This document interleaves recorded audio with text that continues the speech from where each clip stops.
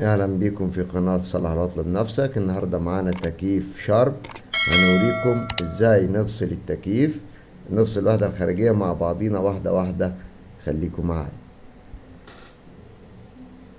هنبدأ اول حاجة نعملها نفك المسامير. طبعا انا فكك المسامير عشان وقت الفيديو. في مسمار هنا تحت ده تفكه قبل بعد الوش. بعد كده تسحب الوش كده بالراحة واحدة واحدة مع بعضينا، تلاقي الوش يطلع معاك بكل سهولة. طبعا اهم حاجة تنظيف السربنتينة، هنوريها لكم دلوقتي.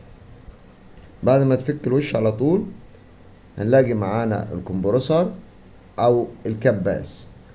الناحية التانية دي الريشة بتاعت التكييف اللي هي بتاعت الموتور بتاع المروحة، ودي السربنتينة اللي احنا هنغسلها النهاردة وهننضفها مع بعضينا عشان التبريد.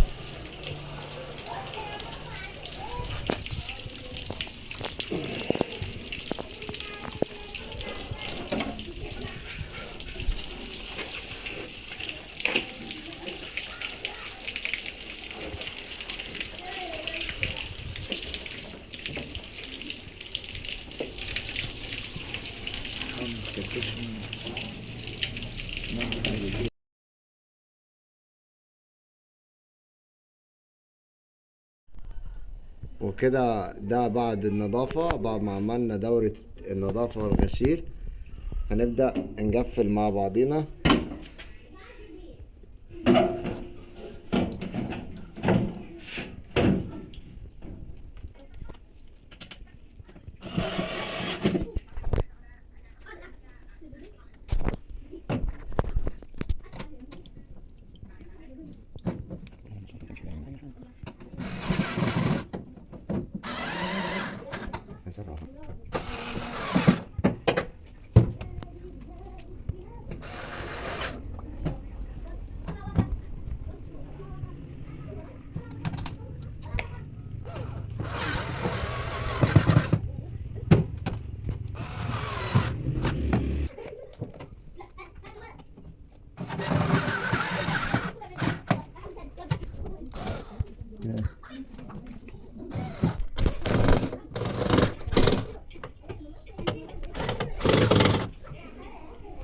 الطريقة دي كده نبقى احنا عملنا صيانة وغسيل الوحدة الخارجية لتكييف شرب.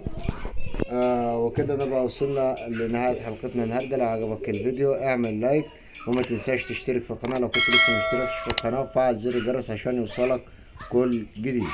سلام.